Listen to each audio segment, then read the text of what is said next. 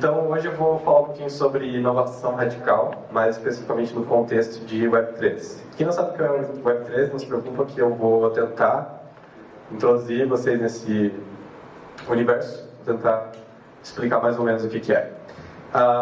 Bom, a ideia então é falar de inovação radical e mais ou menos do porquê que existe uma interseção entre tecnologia e arte no processo de inovação radical. Bom, um pouquinho sobre mim, bem rapidinho. O texto ficou uma bosta, peço desculpa pelos slides escorrendo, assim, eu não sou um bom designer.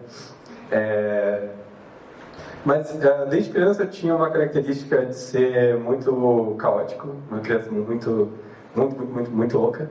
E eu tinha essa coisa de fuçar as coisas, de ser muito curioso. E a minha irmã conta uma história engraçada de que um dia ela me viu na sala e eu tava com uma cara assim muito assustado. E ela viu que eu tinha enfiado um negócio na tomada e tinha tomado um choque, assim, eu tava tipo. E eu quebrava alguns brinquedos para entender como é que eles funcionavam por dentro e tal. E consequentemente eu fui me encontrando naturalmente no código aberto, na programação. Desde pequeno, assim, desde adolescente já eu brincava com código, porque para mim era muito interessante porque eu conseguia ver o que estava por dentro das coisas, conseguia mexer nelas e conseguia ver o resultado daquilo sendo alterado, né? Então, eu comecei a programar como hobby, quando eu ainda era adolescente, e eventualmente eu fui profissionalizando, fiz o Desk, tenho aí mais uns 10 anos de experiência já profissional, né, efetivamente trabalhando como programador. Mas eu acho que o que mais me encantou na tecnologia era essa capacidade de fazer as coisas com as próprias mãos, de ver o resultado delas e de transformação, né? Então eu senti um certo empoderamento porque eu tinha muita dúvida da minha capacidade quando eu era criança, adolescente. Eu tinha muita autocrítica. Eu achava que não daria em nada, assim. Eu tinha uma crença negativa muito forte de que eu não conseguiria me desenvolver profissionalmente, sei lá, que eu dependeria dos meus pais para sempre, algumas coisas assim.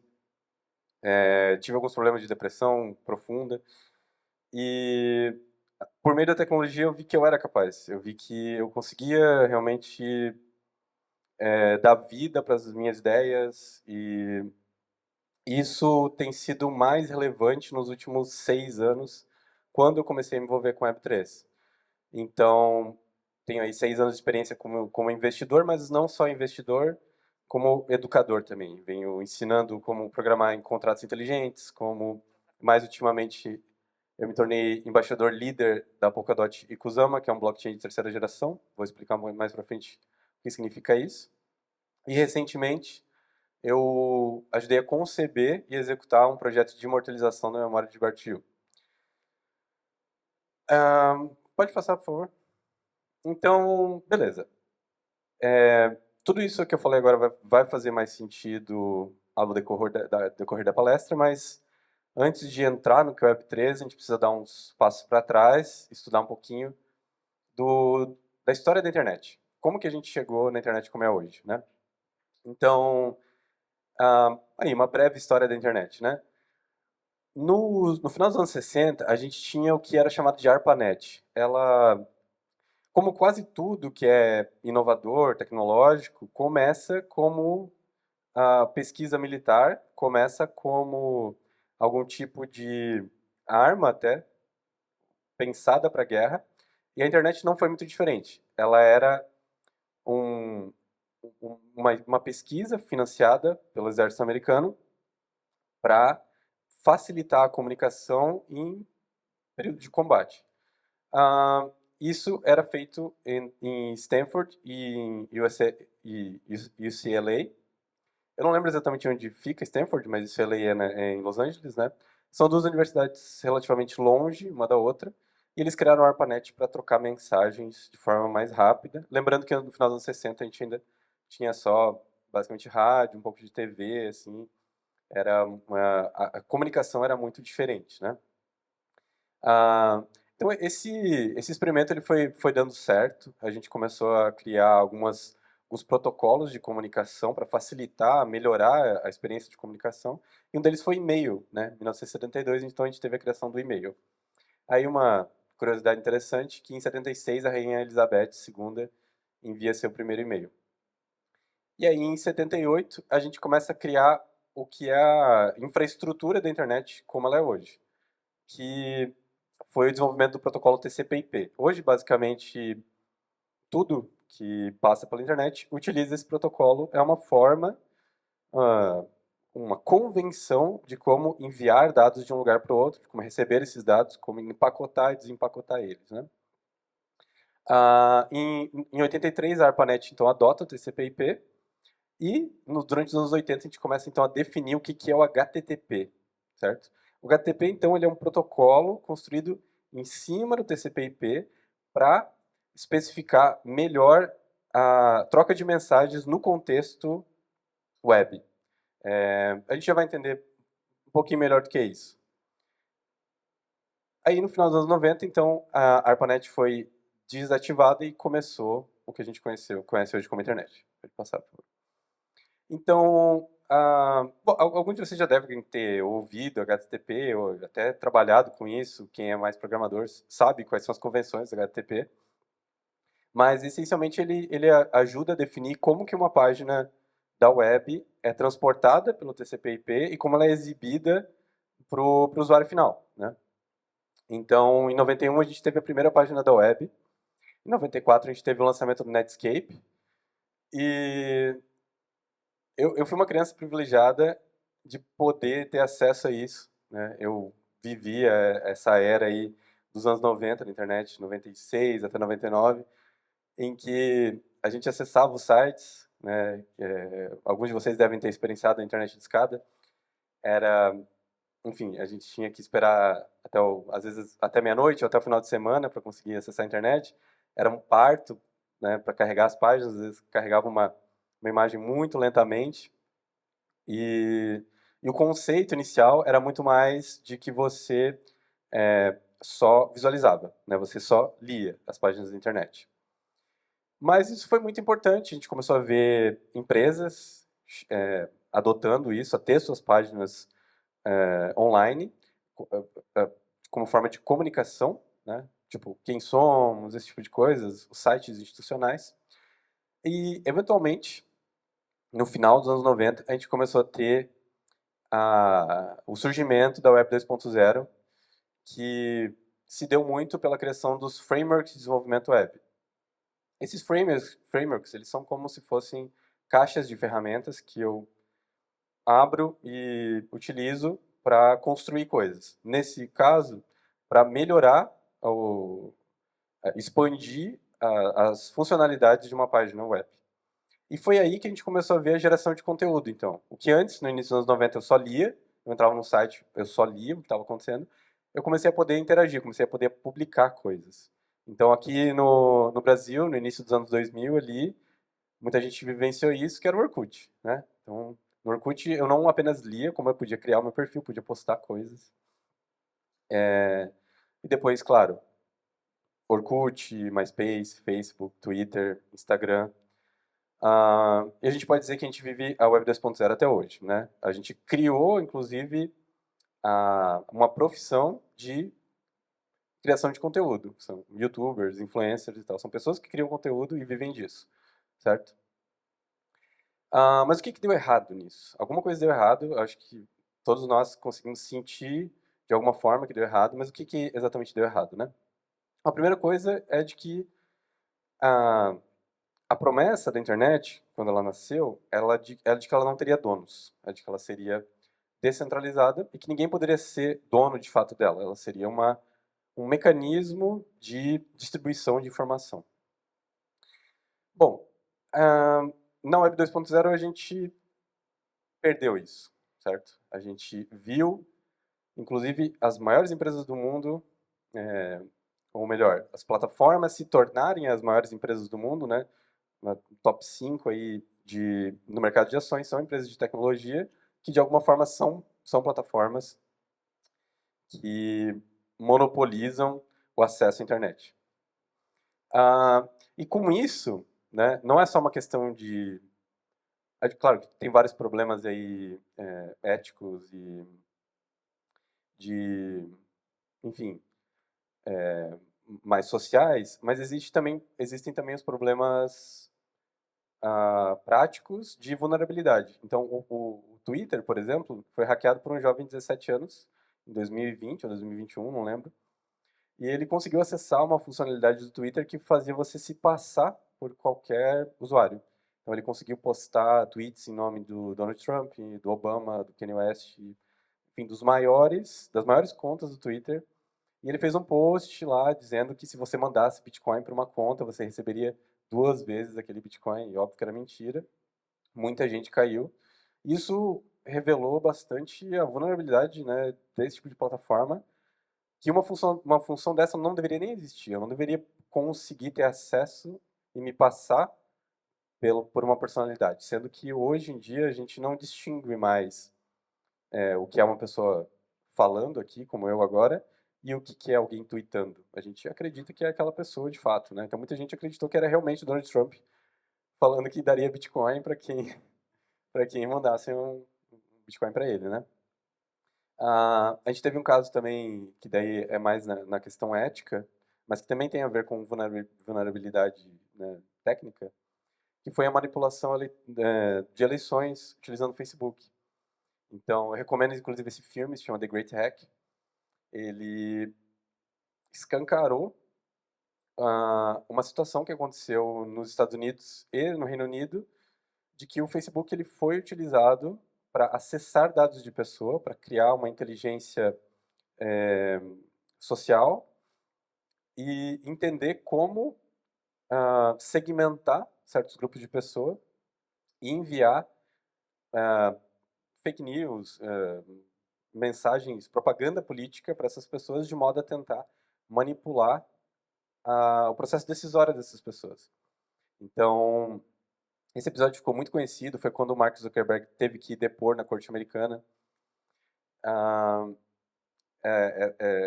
havia uma empresa por trás da campanha de marketing do Trump, e essa empresa acabou revelando tudo, né? Houve uma investigação, os fundadores foram presos, e eles mostraram como eles usavam o Facebook para criar perfis de pessoas. Então, por exemplo, sabe aqueles aplicativos de terceiros que você autorizava no Facebook? Por exemplo, você entrava assim num quiz. Quem sou eu no Game of Thrones? Isso era muito comum, assim. Aí você respondia várias perguntas muito pessoais para no final você descobrir que você era fulano no Game of Thrones.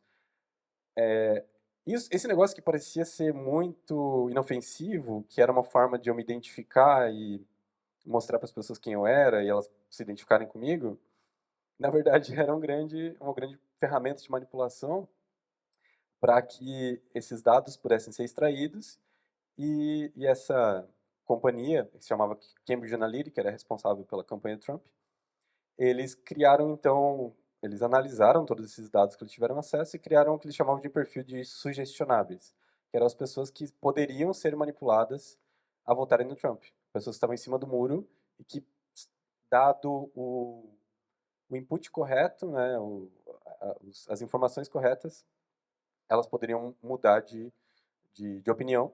E foi o que aconteceu. A eleição de 2016 foi muito acirrada, mas o Trump ganhou justamente nos estados onde tinham indecisos. Aqui no Brasil, inclusive, o cara responsável, o grande arquiteto da campanha do Trump, que é o Steve Bannon, ele esteve com o Eduardo Bolsonaro e ajudou na campanha do Bolsonaro em 2018 nos disparos de fake news no WhatsApp. Então, quem já entrou em algum grupo assim de, de política sabe como existe uma máquina de enviar fake news, né? E alguns certos tipos de personalidade que talvez não foram treinadas para reconhecer informação acabam sendo sugestionadas. E, bom, não quero entrar, obviamente, em política eleitoral aqui, Eu acho que os dois lados usam táticas desse tipo. A questão é que a internet viabilizou esse tipo de coisa. Viabilizou que a gente fragilizasse o nosso processo decisório, fragilizasse as instituições. Então, ano passado, eu acho, não lembro agora se foi ano passado, mas a gente teve uma situação em que o WhatsApp, o Instagram e o Facebook ficaram disponíveis ao mesmo tempo.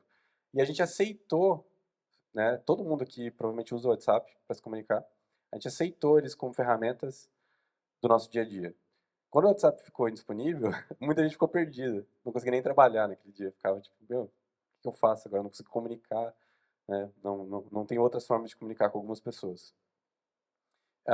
E por fim, a gente tem um grande problema de manter toda essa infraestrutura, porque ela é muito complexa, ela é extremamente complexa. Imagina você ter uma infraestrutura que distribui redes sociais para o mundo inteiro, para bilhões de pessoas, né, utilizando aqueles protocolos que eu citei lá no início, né, TCP/IP, HTTP, são várias bibliotecas que precisam ser usadas para construir isso. E tudo isso sofre um grande problema de falta de financiamento.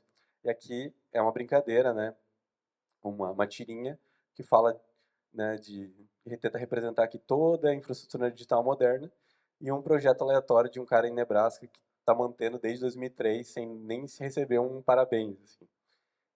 Esse é o nível de fragilidade que a gente tem. Algumas bibliotecas de criptografia, algumas coisas assim, são mantidas por pessoas anônimas que nunca nem receberam por isso, enquanto Facebook, Twitter, é, Google se tornarão bilionários ou até trilionários utilizando o capital intelectual dessas pessoas.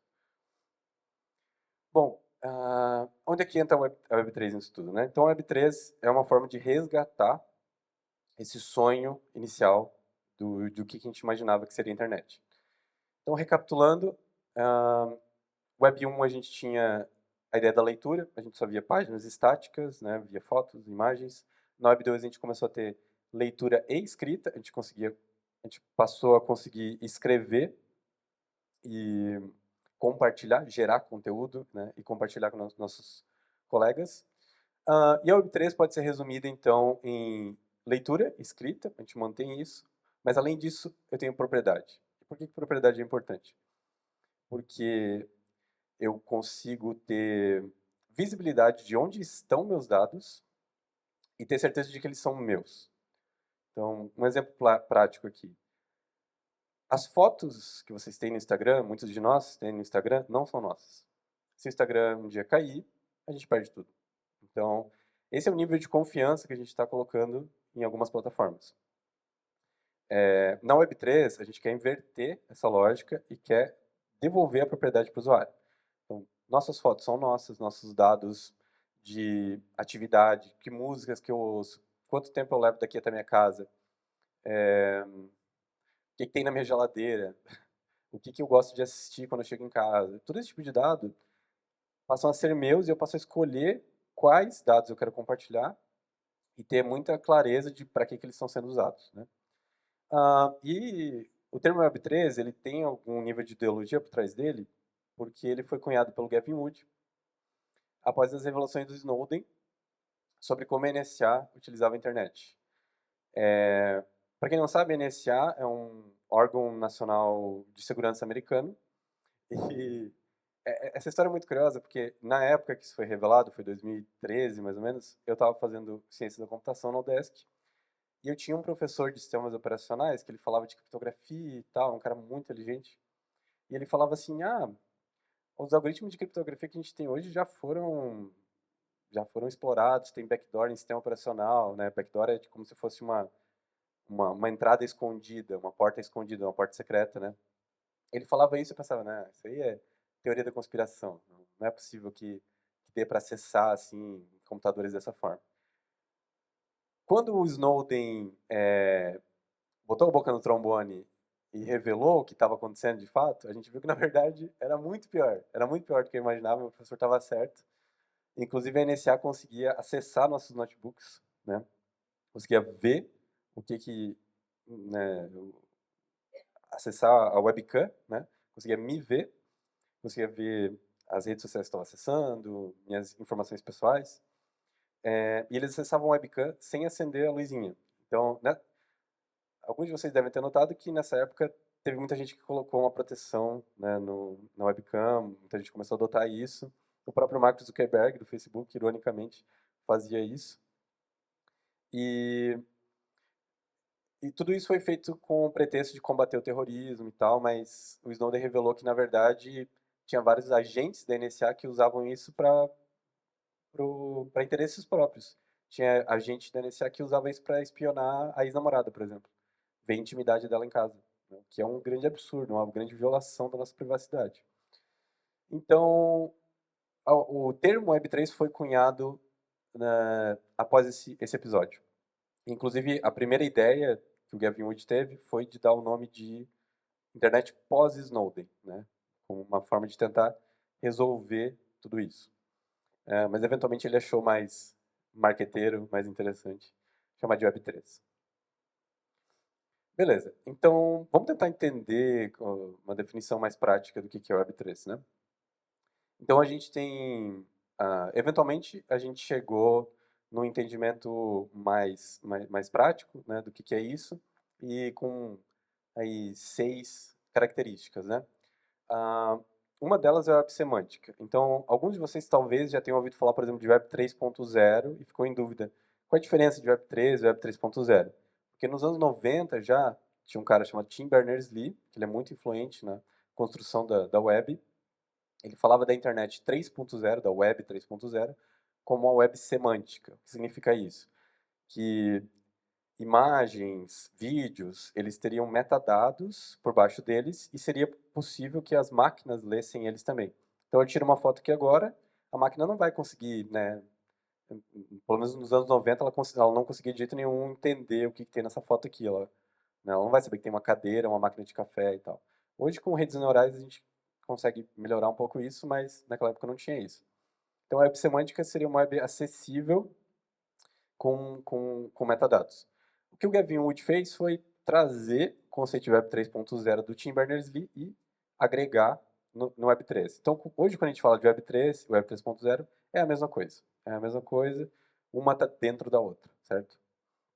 Então, a Web Semântica é um dos componentes da Web 3, mas a gente tem também, por exemplo, a ubiquidade, que é um conceito de ter a mesma experiência em um computador, um celular, um videogame. Então, para quem já desenvolveu, por exemplo, para celular e para computador, sabe que é uma experiência completamente diferente. Às vezes até entre celulares, né? Se eu vou desenvolver para o Android ou vou desenvolver para o iPhone, para o iOS, é completamente diferente. E hoje a gente está tentando buscar resolver isso e unificar essa experiência, para que ela seja ubíqua, que ela seja similar, muito similar. E para que o código possa ser reaproveitado também. Então eu escrevo uma vez uma aplicação para o navegador do computador normal, eu posso usar no celular, posso usar na TV, posso usar no videogame, posso usar na geladeira, enfim, a gente reaproveita o código, né? Aí, junto disso, a gente tem conectividade aumentada, a gente tem, por exemplo, uma coisa que é muito chata, assim, eu estou logado no Netflix no meu celular, no computador, eu vou assistir TV, eu tenho que colocar minha senha usando controle remoto, aquela coisa terrível, assim, né? Então, a conectividade aumentada, ela tenta fazer com que todos esses dispositivos estejam conectados e seja mais fácil interagir com eles e que eu possa aproveitar os logins e tal, e não ter uma experiência ruim, né? Além disso, a gente tem essa ideia da realidade virtual, a realidade aumentada, né? A ideia dos gráficos, né? Melhoria dos gráficos. A gente tem o uso da inteligência artificial, né? Somado com a app semântica, isso é extremamente poderoso, porque a gente tem os dados ali muito bem estruturados e a gente consegue utilizar a inteligência artificial para treinar esses dados e extrair conhecimento. E por fim, mas não menos importante, talvez mais importante até, a gente tem a descentralização. A gente tem essa base da Web 2.0 como baseada, de fato, em redes P2P. Redes P2P são redes que não têm um computador central. Elas têm... P2P significa peer-to-peer, ou nó a nó, e basicamente é como se eu estivesse me conectando com todos vocês aqui e eu posso me conectar diretamente com cada um de vocês sem precisar passar por um servidor central, né?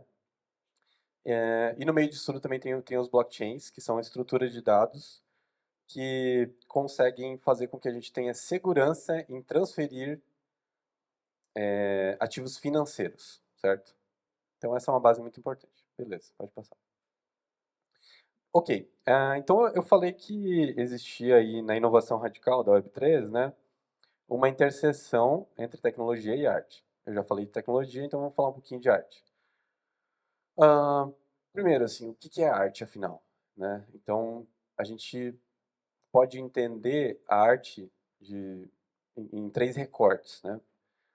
Uma arte como mercado, a ideia da arte, né? Eu como um pintor, eu produzo e vendo a minha arte, né? Existem os leilões, as casas de leilões e afins. Eu tenho arte como instituição, as galerias, os museus, né? Os curadores, que reconhecem o que é arte, o que não é, definem o que é arte e o que não é. E a gente tem a arte como cultura, que ela é muito mais subjetiva, muito mais difícil de definir, e ela acontece no dia a dia, né? Alguma pessoa pode dizer que o que a gente está fazendo aqui é arte, porque é criativo, é provocador, enfim. Já a arte na Web3, né, que algumas pessoas até se perguntam, será que é o futuro da arte, inclusive? Ela já é uma realidade. Então, a gente já tem arte como mercado acontecendo na Web3, né? A gente tem os NFTs e tal, são muitas pessoas utilizam os NFTs para produzir arte e vender suas artes. Então, ano passado, inclusive, do top 10 das artes mais vendidas, o primeiro acho que foi um Pollock, o segundo deve ter sido um Van Gogh da vida, assim, e o oitavo foi um NFT. Foi vendido por 50 e poucos milhões de dólares. Então ele já é uma realidade, né? A arte como mercado já é uma realidade. A arte como cultura é mais difícil, porque ela sempre nos desafia. A gente, né, quando a gente acha que a gente definiu o que é arte, ela vai lá e se transmuta em outra coisa. Ela está sempre nos desafiando, né? Mas beleza, pode passar. Então a inovação radical, finalmente, chegando no conceito de inovação radical, para mim, ela está na interseção entre tecnologia e arte, né? E ela tem esse componente aberto também. A gente faz ela de forma pública e transparente, porque ela precisa ser inovação de verdade, ela precisa ser feita coletivamente, ela precisa ter input de várias pessoas. À medida que ela passa a ser restrita, patenteada, esse tipo de coisa, a gente limita o potencial dela, né? Enfim, ele tem essa imagem ali, né? Tentando capturar isso, né? Imaginando ali está escrito a interseção entre ciência e arte está o maravilhamento, né? Essa coisa. Então a inovação radical para mim ela tem essa coisa ela, tipo, uau, caramba, né? Porque é uma coisa inovadora, incrível, assim, tu fica maravilhado. Então ela tem esse aspecto do maravilhamento. Beleza, pode passar. Ok. Eu estou falando então de inovação radical na Web3 e falei aí de vários termos, né, várias definições. Agora eu quero tentar tangibilizar isso e dar uns exemplos mais práticos do que isso significa.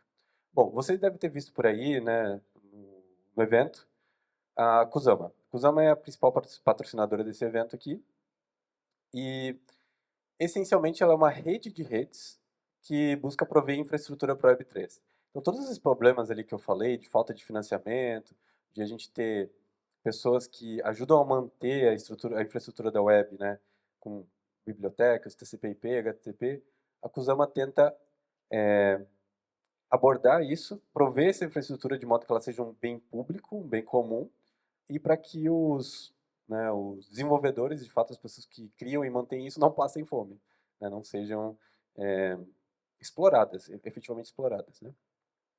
Pode passar. Ah, e a Kusama, então, ela tem essa característica, ela é o que a gente chama de um blockchain de terceira geração. Rapidamente, assim, Bitcoin, por exemplo, é um primeiro exemplo de uma aplicação prática de um blockchain. Ele foi a primeira moeda digital que de fato deu certo, né? Então ele é um blockchain de primeira geração. Depois a gente teve Ethereum, certo? Que é um blockchain de segunda geração, então, que permitiu que a gente pudesse programar esse dinheiro digital. gente conseguiu, então, começar a criar tokens, contratos inteligentes, NFTs, esse tipo de coisa. Então, a Kusama, ela vem como esse blockchain de terceira geração, que além de ter tudo isso, né, de ter essa capacidade de ser um veículo financeiro, de ser programável, ela tem algumas características, como, por exemplo, a governança descentralizada, né? Hoje é o protocolo com governança descentralizada mais avançada do mercado. Isso é muito interessante porque a gente está falando de bens públicos mantidos por várias pessoas, né? Está falando de diluir poder, dar acesso ao poder. Mas é muito mais fácil eu tomar decisões e governar certas coisas quando é uma única pessoa decidindo, ou um conjunto de pessoas, um conselho. Senta lá, fecha, pega uma sala fechada, senta lá 3, 5 pessoas, deliberam entre si, decidem e delegam isso, né, para estrutura hierárquica. Num ambiente descentralizado, como que eu consigo tomar decisões assertivas, decisões complexas, de forma rápida, inclusive, né? Então, é isso que a Kusama tenta abordar. E a gente gosta de dizer, então, que ela é um ambiente fértil para inovação radical. Porque esse processo de governança, primeiro que ele permite que várias pessoas participem, e ele também tem como princípio, né, a ideia de financiar coisas que tenham um aspecto, né, sendo bem direto ao ponto, assim, a ideia é financiar coisas legais que podem ou não dar certo, sem, muitas vezes, a fundo perdido. Então, hoje a gente tem ali 500 mil KSM, isso deve dar, acho que uns 10 milhões de dólares, eu acho. Já teve muito mais, agora a gente está no mercado de baixo, então, né? Mas ainda assim é uma quantia razoável de dinheiro. A gente tem ali 10 propostas abertas, né? Várias buscando. Cada uma delas é como se fosse um edital público que você tem que detalhar qual que é a sua proposta, quais são os seus entregáveis, né? Como que você quer atingir o seu objetivo. Então, analogamente, ele é mais ou menos como se fosse um edital público, né? Quem já abriu, já participou de um edital público, né? Geralmente o que acontece é o quê? A gente tem, por exemplo, Sindec aqui, que eu acho que é municipal. Ele é lançado, existe um tempo pelo qual você tem que submeter, existem vários critérios, existe uma burocracia significativa, e geralmente quem consegue acesso a isso é quem tem, não quem tem a melhor ideia, mas quem tem a melhor capacidade de redação, né, muitas vezes.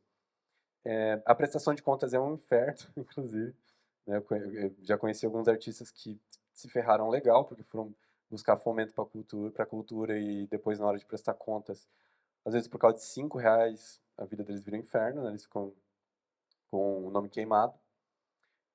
E a diferença desse aqui é como se ele fosse um edital que está sempre aberto e que é muito mais flexível. Eu posso propor o que eu quero. Eu não preciso seguir um guideline perfeito, passar por um comitê de aprovação que vai ter critérios super objetivos ali. Quem define o que vale e o que não vale é a comunidade.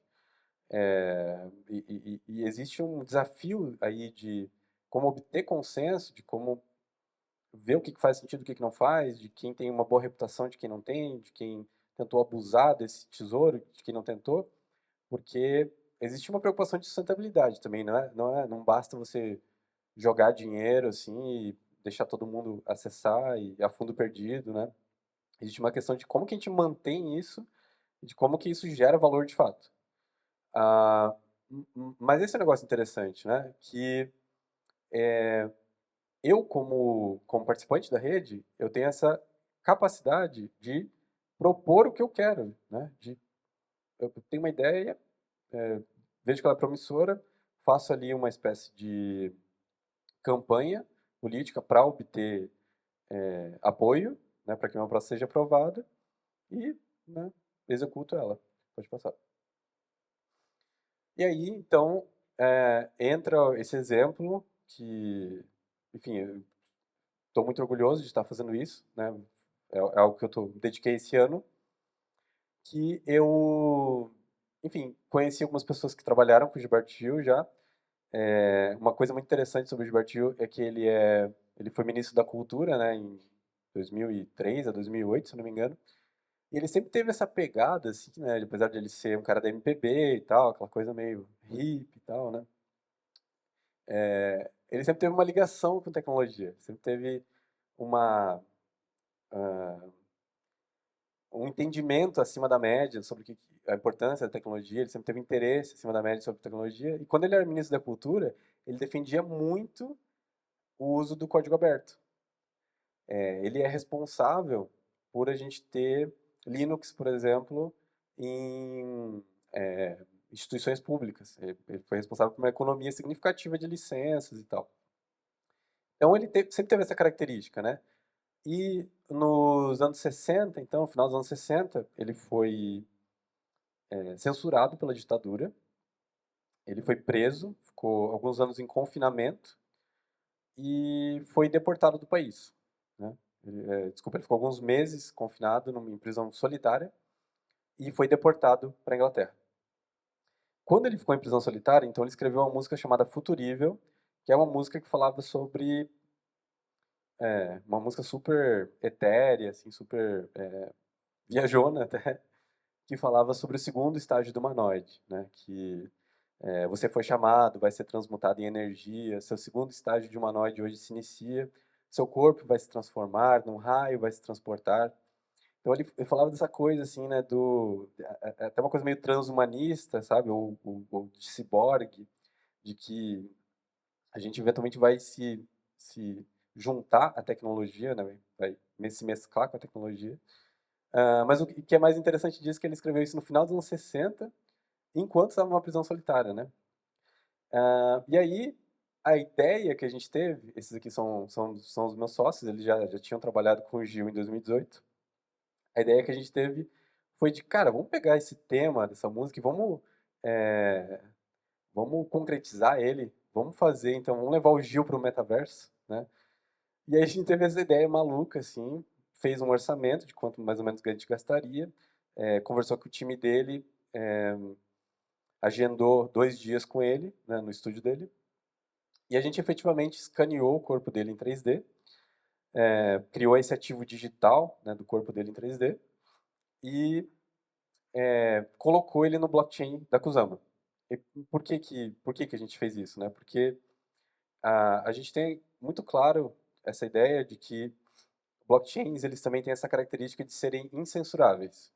Então fazia muito sentido alguém que foi censurado ou houve uma tentativa de censura de que a gente pegasse a história dele, né, o legado dele e colocasse num blockchain para que ele se tornasse imortal, incensurável e efetivamente a gente desse esse passo de o segundo estágio de humanoide dele em que ele se transmuta em energia e está, né, numa corrente elétrica se espalhando entre vários nós e tal. Então foi essa loucura, deu certo. Hoje a gente fez esse projeto, fez o NFT dele e tudo mais, né? Distribuiu dentro de uma sociedade da Kusama. Ah, e hoje a gente está expondo na Bienal de Arte Digital, lá no Rio de Janeiro. Se alguém, por acaso, for para o Rio de Janeiro e tiver a oportunidade, a exposição vai até dia 22 de janeiro, no Oi Futuro. E a gente fez várias coisas. Então, com esse ativo digital que a gente conseguiu fazer do Gil, a gente conseguiu, por exemplo, fazer uma experiência em VR, que eu queria poder mostrar para vocês, mas tive um problema técnico ali, infelizmente não vou conseguir mostrar. Mas a gente também imprimiu um busto dele em 3D, para ter acessibilidade, para que pessoas cegas pudessem experienciar o que seria, né, interagir com o Gil, o, ter o tato, né, de encostar no rosto dele, imaginar como que é o rosto dele. E a gente fez várias outras pequenas experiências, né, de realidade aumentada, de vídeo comum também, e está expondo na Bienal. Então, esse foi um projeto que, para mim, é um grande exemplo de inovação radical, porque, obviamente, eu me orgulho muito disso, porque, primeiro, eu vim de um lugar que eu achava que não era capaz de fazer nada, e, de repente, vou ser bem honesto com vocês, assim, eu tive uma depressão profunda quando eu era adolescente, e eu tinha quase certeza que eu não passaria dos 30 anos. Tinha enfim, uma crença negativa muito forte, assim. E para mim foi muito inconcebível, com 32 anos, conhecer o Gilberto Gil. Ter a oportunidade de conversar com ele, participar de um projeto, né? Isso para mim mostra a, a capacidade ou a potencialidade que a inovação radical tem, né? De que a gente pode tomar as rédeas do nosso destino e propor com o que a gente quer trabalhar com, com propósito, né? Com coisas que a gente acha que faz sentido. Ok, pode passar. Por fim, também, além disso, né, além desse projeto com o Gil, eu ajudei o Gabriel Nunes, né, o pessoal idealizador aqui do Shift Festival, a, a escrever uma proposta de que fazia muito sentido, a gente achou que fazia muito sentido. O Shift, ele sempre foi pensado como um festival de inovação, né? E a gente falou, cara, faz muito sentido a gente trazer a Kusama como patrocinadora e criar experiências diferentes e tal, que fizessem sentido. E uma delas é a experiência que vocês podem ver lá na entrada, que é uma foto, é, sei lá, uma foto de 45 graus, eu não sei exatamente como é que é o nome daquilo, mas tem um painel, você tira a foto ali, ela faz um movimento bem interessante e tal, bem bacana. Então, a gente escreveu a proposta, ela foi aprovada pelo Tesouro da Kusama e ela entrou como principal patrocinador do Shift e ajudou a viabilizar, porque a gente estava até meio em dúvida se o Shift ia rolar mesmo, e com esse patrocínio da Kusama deu uma aliviada, falou, putz, agora vai rolar, que bom. Então, é outra coisa que eu me orgulho muito e são exemplos de como, porque a Web3 ela é muito etérea ainda, né? As pessoas falam de Web3, criptoativos e tal, um negócio, uma moeda virtual que, né, até 2014, sei lá, era só usada para comprar armas e drogas na internet. E hoje a gente está começando a ver aplicações diferentes e aplicação no mundo real. Aplicações reais disso, vendo ela se materializar no mundo real. Então, para mim, esse também é um grande exemplo de inovação radical.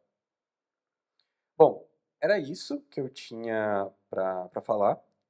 Ainda tem uns 15 minutos, né? Bom, jabazinho aqui rápido, né? Quem quiser trocar uma ideia, fica à vontade para me chamar. Eu tô no Lauro Gripa, @LauroGripa, né, no Instagram, Twitter e LinkedIn. E a gente tem a comunidade também Polkadot Cusão Português no Telegram, beleza?